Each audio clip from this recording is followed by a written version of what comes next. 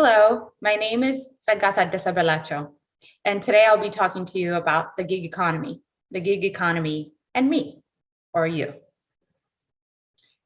First, a little bit about myself. Over the 14 years of my professional experience, I've facilitated learning, innovation, research, and entrepreneurship. I'm currently the Director of Venture Development at the University of Maryland, and I've had quite an interdisciplinary career. But one of those things that I have been able to do is facilitating learning for young people in Kenya, aiming to utilize the gig economy to earn an income. And they were doing that virtually. So I'll be sharing some of what I learned and some of the resources and tools we developed as part of that project. Today, we'll be covering this agenda. What is the gig economy? How is the gig economy relevant for returned volunteers that have done Peace Corps? How to get gigs? And under that, we'll explore the importance of having a vision and a goal within seeking gig work, where to look, how the socio-emotional skills that you already have and that you've already been utilizing as part of your Peace Corps experience could help you market yourself and keep the relationships that you're cultivating within the gig space. We'll also look at doing the work and making the most of it, because the gig economy has a lot to offer, but it comes down to you. What are you looking for at this phase in your life, and how might this economy help you in that path? What is the gig economy? So let's begin at the very beginning. Well, it is a part of the economy that you probably have interacted with somehow, because it is growing and exploding.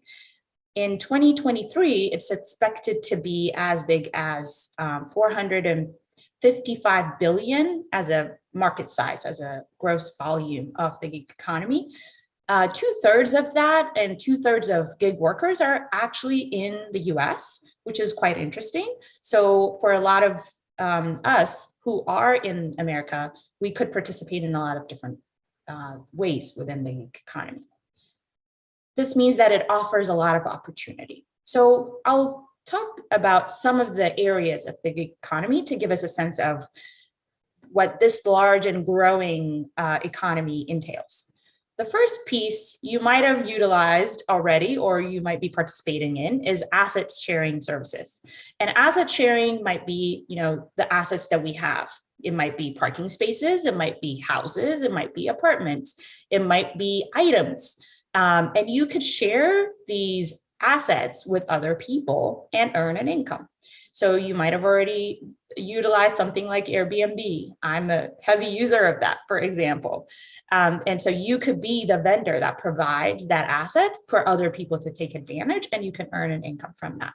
Another area of the gig economy is transportation-based services. And especially during the pandemic, a lot of us were getting delivery services of food, for instance, that is connected to the transportation-based services. You have an Uber driver or a Grubhub driver or a DoorDash driver that will bring the food over from a restaurant that you order food from. Other types of transportation-based services might be ride sharing, carpooling, goods delivery, and this kind of gig economy exists both in the US, but also around the world. And it's something that a lot of us are interacting with in our day-to-day lives now. Transportation services are when digital platforms connect those that can provide these professional services and freelancers directly with the businesses. And so these might be larger projects, or there might be micro tasks, which we'll talk a little bit more about, that employers put out there and gig workers pick up from different platforms. For example, these platforms you might have heard about, freelancer.com, Upwork, and all of those. Other areas of the gig economy really help individuals move into e-commerce or becoming business owners themselves by providing home-based services or household tasks or homemade crafts. For instance, you might offer babysitting services, or you might offer tutoring services. Or you might do some walking the dogs for somebody, and that's a way to earn an income. So platforms like care.com, Airtasker, TaskRabbit, these are different types of tasks you can offer within the home space. And then Etsy, eBay, those types of platforms are spaces where you can create items and products and sell them. So there's a very diverse and exploding economy out there that any of us could take advantage of. What types of work are there in the gig economy? You would have something like micro work, or you would have something like online freelancing. Micro work would be tasks and projects that are broken down into tiny, tiny pieces. They could be completed in seconds, in 30 minutes, in a couple of hours, like image tagging, text transcription, data entry, or some of the other tasks that we discussed in the previous slide, such as delivering something, for instance, or babysitting. You could have also online freelancing, which refers to contracting of professional services by third-party workers. These types of gig work are typically longer and they are larger. Something to note, and something that would be encouraging for anybody at any level of experience and wherever you might be in your career journey right now, is that the gig economy offers tech-intensive type of work, tech-dependent type of work, or tech-enabled type of work, which means you really don't have to be an expert at web design or programming or data entry to get a gig in the gig economy. You would be able to utilize tech to get connected to the work, which would be tech-enabled type of work, or you might use tech-dependent work, even though the level of skill required may not be as sophisticated. For example, you could do transcription services, which anybody with a computer connection, internet connection, and typing would be able to, and listening abilities would be able to complete. So there are a lot of different types of microtasks. And what's fun about this and about this gig economy is that at any phase in your career, you can pick up a small task, for example, watching videos, to get paid. And this is something that many people do not know. These microtasks could be very basic entry level, meaning you could be just searching and clicking, you could be watching a video, you could be voting for something, downloading an app and giving reviews, those types of things. Or you might say, take up things that are also microtasks, but that require a little bit more complexity. And so, for instance, I mentioned transcription. The example that I shared, the project that we did in Kenya, we actually trained young people to be transcribers, because transcription, even though it would be something that would require those basic skills, it does require a level of attention and a level of organization that people coming to get transcription services would require. So how is the gig economy relevant for you? And so what's interesting about the gig economy is that you might find work and income at different phases of your life journey. You might be seeking full-time employment with one company right now. You might be in the phase of wanting to do part-time employment with multiple companies, or you might be somebody who's saying, you know what, I want multiple streams of income because, for instance, I want to save money for college of my kids, or I want to have a band, a musical band. And so having multiple streams is really the work that I want to do because I want to focus on the creative work. Or you might be on an entrepreneurial path and trying to figure out how and what type of business you want to create. So from the freelancing or the micro work, you can become even more professionalized, be somebody that's in demand, and that could actually form into a business itself.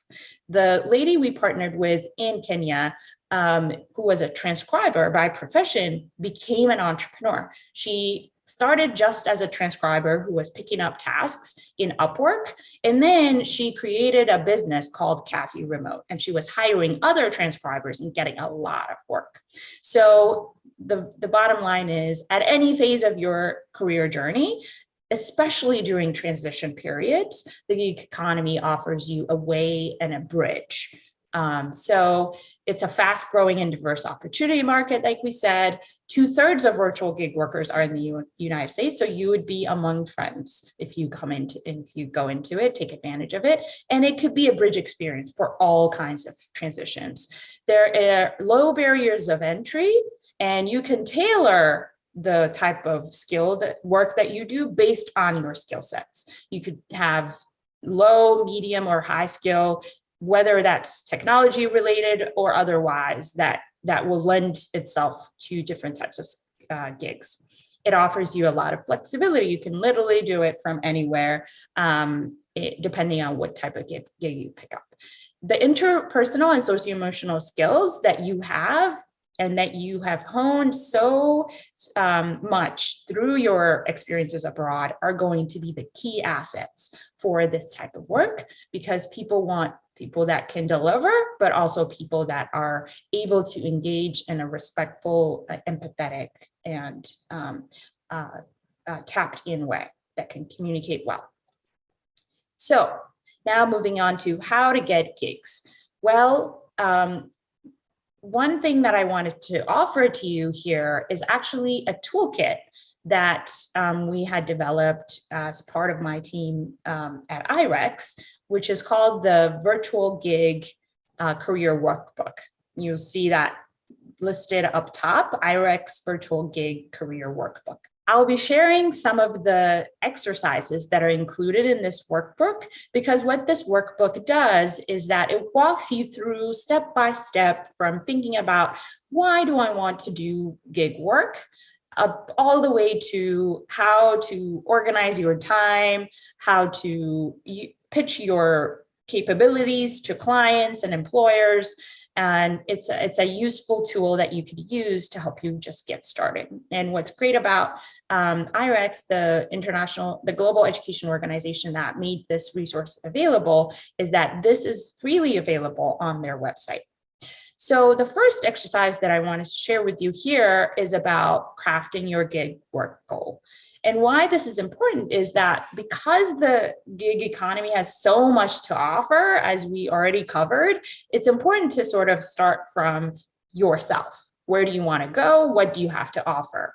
So the first question to consider is, what knowledge or skills do you want to learn or strengthen or utilize while you're doing gigs? And here, this workbook was created for virtual gig workers, but this could be for anybody. And then you can look at some of these socio-emotional soft skills that are listed here to consider what kind of skills you might have, or it might be technical skills that you might have, and things that you might want to spend a little bit of time working on in order to take up more and more gigs. So for example, graphic design, you might be creatively inclined, you might have done it a little bit, but that might be something, or editing and writing. It could be something that you haven't necessarily done in terms of a professional space, but you enjoy writing or you enjoy editing. And so these are skills that you would want to put down here. And don't be afraid to put down skills that you have some experience and some comfort with, but you have some trajectory to continue to hone them. Because working in gigs, what's great about it is that you have a way to continue to hone these skills while working with your clients. And then another piece to consider is, what professional achievement do you want in 5 years? And this might be both professional, but also worth considering personal achievement, especially because gig work is something that can help you within these transition periods. Or for instance, somebody might be interested in saying, I would like to have an additional source of income using gig work because I'm saving money for X purposes. And so you might want to think about those goals and be intentional in order to think about how much gig work do I want to do? What kind of income target am I going for? And how long would I want to do it, right? So putting that down helps you get started rather than thinking about, let me just go on an app and search for a gig and take it up. This helps you be intentional about what's the strategy that I'm aiming for. And it helps you bring it back to you and what you need at this moment in your career. The next exercise I wanted to share with you is called the asset map. And this one is really important because it goes back to the first question we asked in the previous exercise, which is what skills and knowledge can you offer? Knowing that is really what will help you bring something to the table in the gig economy. The gig economy is really an opportunities and skills and assets marketplace, which means you have something to offer, something to bring to the table, and the employer has something to offer you, which would be either income or paying you, and you're trying to exchange those things. So understanding what those things are is a really good starting point. So you can put down here, some of the soft skills. This one is an example. Amina Sharif that filled out, it was a theoretical person, but it's somebody that filled out, for soft skills, they said good communication skills. Characteristics, they are responsible. Networks, they have social media connections. And that was something that they bring to the table that could be interesting for an employer. For instance, if Amina plans to go into marketing, posting tweets for someone as a gig work, then she'd be able to say, you know what, I have social media connections and I have, a diverse connection in this region and that region. And then you could put the kind of experience you might have. So Amina is willing to learn. She doesn't have a lot of experience, but she's maybe tried doing 1 or 2 gigs before. And then technical skills, which we already talked a little bit about earlier, as well as the tools, which is, what are the tools that you have? And this might go back to if you're doing Airbnb, you might have, say, a room or a couch, right? But for the type of micro work, you might have a laptop or an internet connection. So you can put all of the assets, map them out. And this exercise is called an asset map for that reason. And that could be a really good starting point that helps you understand your strengths going into the gig economy. The next exercise I wanted to share is focused on getting a little bit more lasered in on the gig work goal. So we've talked big picture, where are you trying to go? What do you have to offer? Now we're looking much more specifically at how that connects to the gig economy in the world. And so we followed Amina, let's say, and Amina completed, these questions. And so you can also do the same, completing some of these questions in that workbook. So for Amina, she decided, you know what, I'm going to go for transcription based on my asset map. I like communicating with people. I am a really good listener and I'm good at writing and I'm very detail oriented. And then the platform that she selected was Upwork. There are quite a few, many of them out there. Some even focused on transcription alone. So she had to do a little bit of research to identify the ones that she was going to focus on, because getting on a platform means you want to create your profile that employees and clients are going to look at, and you want to make sure that you're presenting yourself in the way that will be compelling to them. So what types of gig jobs are posted on the website? So she did a little bit of that research, right? So transcribing, copy editing, translation, data entry. So this would be an exercise that you would want to do for yourself once you get started. Once you decide what kind of gig work you're doing, you want to put down the platform here. You want to put down what kind of gigs are on offer, and does the platform charge money to gig workers? Because that's also part of this platform. The way that these platforms make money is that they charge both the employer and you to connect the two of you. So that is something some platforms may not have that. So this is a tool and a worksheet to help you get really focused in on what kind of gig you would want to do, what kind of to do a little bit of research about the platforms, and then how your skills fit with the opportunities that are posted. So To give you a little bit more of a place to do some of that research, you can see listed here some of the the platforms that are used across different gigs. So for example, TaskRabbit or Handy are ones where you would be offering your handyman services or handy person or handy woman, handy person services. And then a place like Transcribe Me is very specific. You're just doing transcription work. Whereas Upwork and Fiverr are very general. You could literally find all types of gig workers of all spades.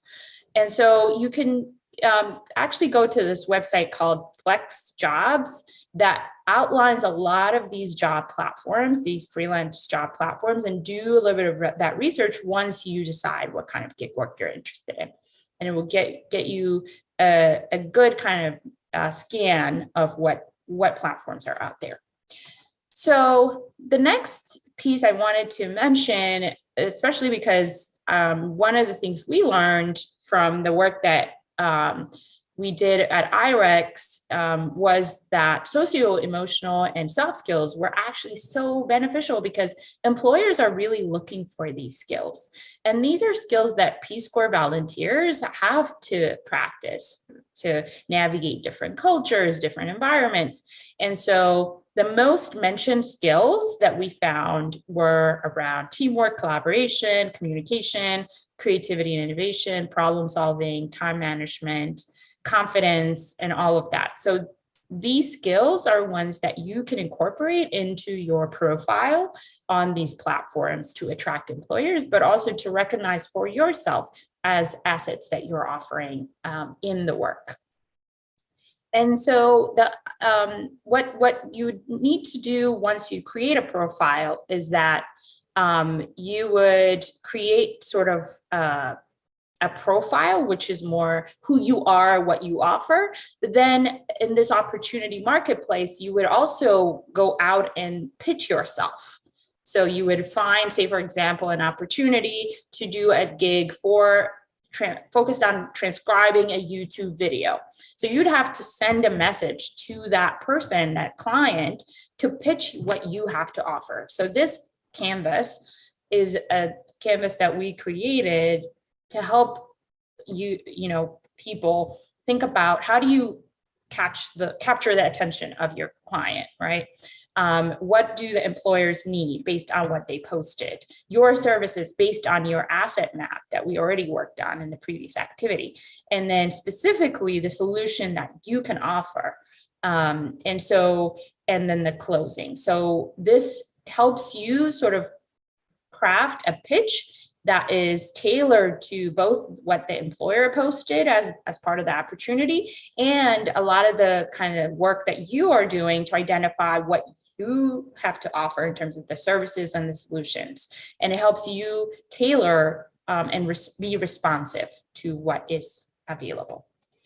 And then doing the work and making the most of it. The exercise that we started with was thinking about the big picture. Who are you? Where are you now? What are you trying to get out of this gig work experience? And what do you have to offer? So it's really important to also think about the journey that you might take based on that. So this worksheet helps you do that. You're trying to either be a full-time expert online freelancer, or you might be somebody who does freelancing on the side part-time. Full-time job might be the path that you're trying to get. And so the gig work is a way for you to get to that.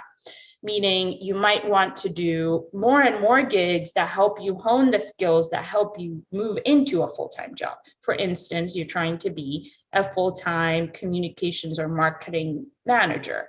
And so perhaps you might pick up gigs along the way that are tied to marketing. Maybe it's about posting on social media or doing some quick graphic design experience or doing those types of projects or social media experience. So those tasks can get you the gigs, the small gigs can get you to when you update your resume and apply for a full-time job. You could say, I've done X and I've done Y and I've done Z, and I've demonstrated my capabilities and gotten these kinds of feedback and testimonials, you can bring that up in your interviews. And then the same thing applies for being an entrepreneur. So whatever path and whatever journey you're trying to take your professional career, you can leverage the gig economy towards that goal. And this way, that income stream has a purpose and has an intention. So that's the last exercise that I wanted to share with you. And for more, I do encourage you to check out this virtual gig career workbook that IREX has generously made available, and Peace Corps volunteers would be able to utilize at any stage of their careers. And in addition, I want to also offer my email address if you have any questions or if you want to stay in touch. I myself are sort of a budding gig worker in that I'm doing, I'm supporting different organizations in addition to kind of my full-time role as well. Good luck on your gig work journey.